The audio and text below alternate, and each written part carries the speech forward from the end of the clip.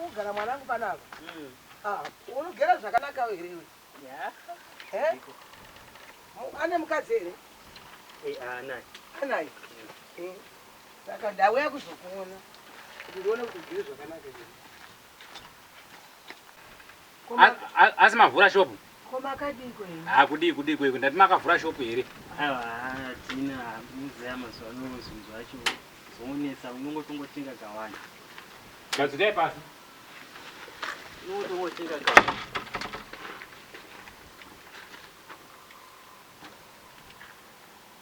Koma akadi yenyu? Chiri right. Imurise yenyu. Ndiri right hangu. Iyo wavhura shopu? Kana ndavhura shopu. Oya. Handati sezvo zvinhu zvidhura rega mari dzachizonesa kubata saka ukaona mari obva utotenga zvinhu 1 zvautoti wandei. Saka zvinhu zvawatengera kuti zvipinde mumba mangu? Ndangotenga kuti ndozoshandisa. Ndangotenga ndozoshandisa pane ndiri. Unoshandisa kupi? Pamakandipinza paya. Ndarinoshandisira kupi? Pangu pamakandipinza mudhara. Pai?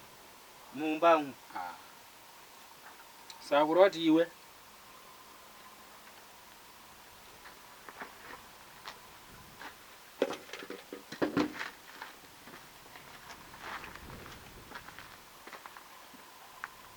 ndiani? Ndimai vangu mudhara. Ndimai vanga. Vari uinepi? Vazondiona zonshanyira because pane mari yafamusendwa saka vauya zomira panapa kutumira nevamwe vana vava UK. Vari tumira nhasi? Mangwani. Saka vari kuvatepi? Tachiva vanovata pano murumu mangu.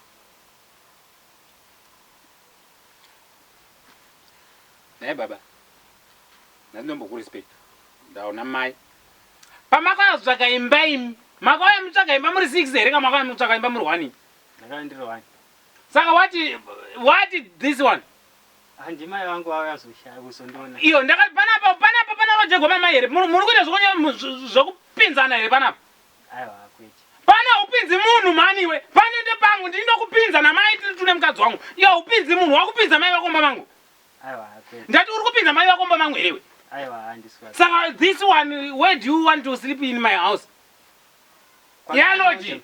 Aiwa haisi loji. Yaloji here kuti wakafunga kuti nhasi ndoda kuuya namai.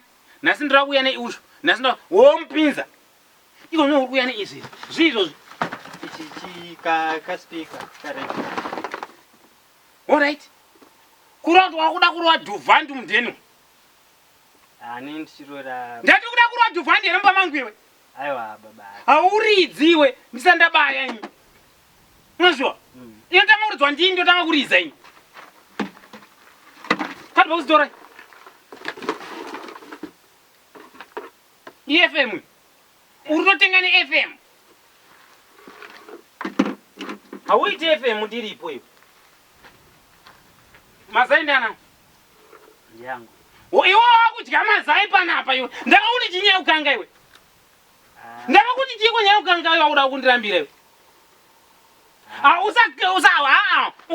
Urandiri kudhemeja here.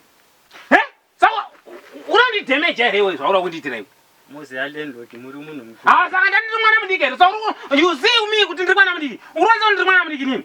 Ndozvakuya ndiri mwana mudiki. Aiwa ndati muri mwana mudiki but iwe zvamuri kuita. Ishuga. Mafuta. Salt. Ne receipt. Inoreva kuti watenga zvinhu zvinoti dhurei. Handiti? Kunati wadhurisibwa zvinhu izvi. Zvinombodhura. Mukaka. Kunati uda kutodla, uda kumwa tii nomukaka iwe. Gaba redovi. Kunati uda kurwa porridge iwe. Uri 1. Ndozvamakatisa mwana wenyu. Kuti mwana wenyu kana auya pano unosvika achiuya nezvunhu nendodhusina. Ndozvamakamusisa. Musandibvisira madzikwa man, get out from my accommodation. You know? Ezvozvo. Zvinhu zvese. Sumzai nini? Sumzai mazai. Isai mazai pamusoro. Sumzai. Musabata. Musiya mazai wangu. Ndoziva kuti mune maoko enyani inyi.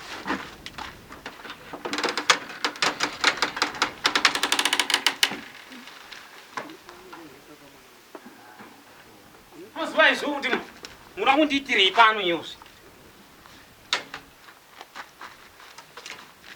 tukagara ipapo pakada. Zvawatenga zviro zvaenda. Mataura kuti chiya. Mataura yako pamba pangu mai. Mukutaura tichina mai wako iyo. Apanza tachaura. Tatangonyara.